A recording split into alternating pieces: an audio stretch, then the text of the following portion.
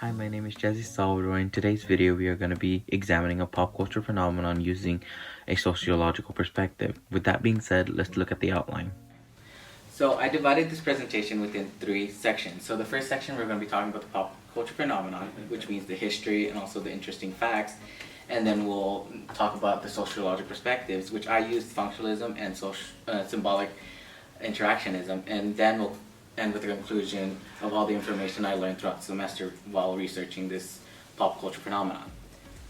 So the pop culture phenomenon that I decided to research about was Apple products, and more specifically iPhones.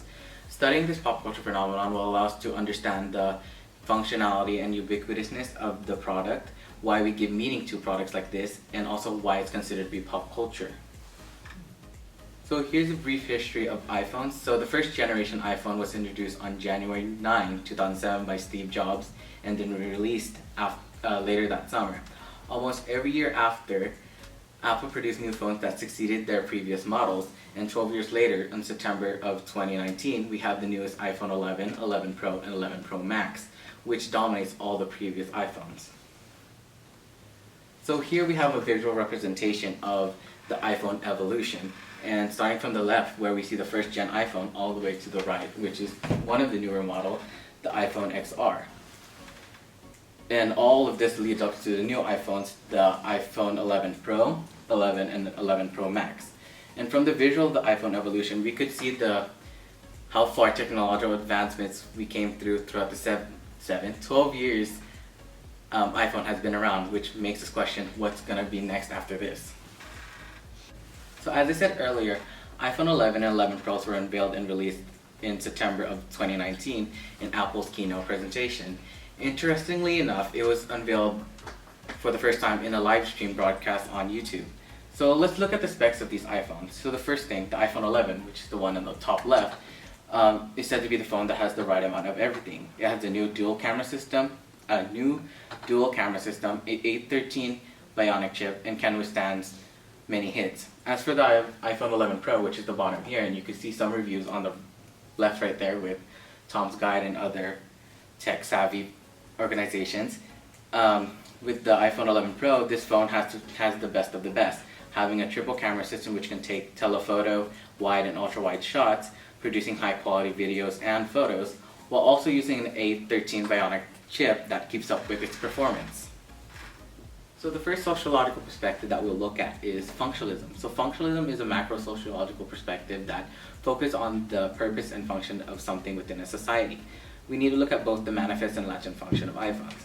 So with the obvious functions, it can be a way of communication, it can be a way of entertainment, and it could also help with everyday life. As for example, we could use it as calendars, as note-taking devices, and we could also use it as contact books. As for the latent function, we get more of a loss of focus because nowadays we're always on our phones and people tend to lose track of time. And then we get establishment of in and out groups and also where our social class and wealth are. And this can tie into the next sociological perspective, which is symbolic interactionism. So this is more of a micro-sociological perspective that examines symbols and how the symbols interact with society. So as an interactionist, they tend to focus on what symbols and meanings are being made by the pop culture phenomenon. So in this case, we see iPhone tend to be the symbol of wealth, and this is due to the price and the popularity of that object. It can also symbolize those who are techophiles or neo-Luddites, which are usually iPhones are made with new and advanced features that technophiles love. And this is more why we could tend to find in and out groups. Technophiles will go for the iPhone more, and while other people will not even go to it because they don't like it. So throughout the semester, I was able to learn a lot of things about iPhones by using the two sociological perspectives, functionalism and symbolic interactionism. Through functionalism, I got an understanding of why we see iPhones everywhere. Due to its practical use as an everyday object, we use it as a way of organization, communication, entertainment, and much more, and this explains why it's such a ubiquitous product. As for symbolic interactionism, we use this to examine why the iPhone has become a symbol. The symbol that it has portrayed is the symbol of wealth and high class, and this is due to its popularity has gained throughout the years and how it was prized. Another thing that I noticed is that with its high-end performance and its ability to attract groups of interest like technophiles, we also get the sense of how a society we create in and out groups. Overall, studying this pop culture phenomenon allowed me to understand what makes Apple so interesting and liked within our society of innovators and idealists. It gives a sense of what it's like being in the future and gives us the thrill of what can come next. So here's my works cited page, and that's the end of the presentation. Thank you for watching.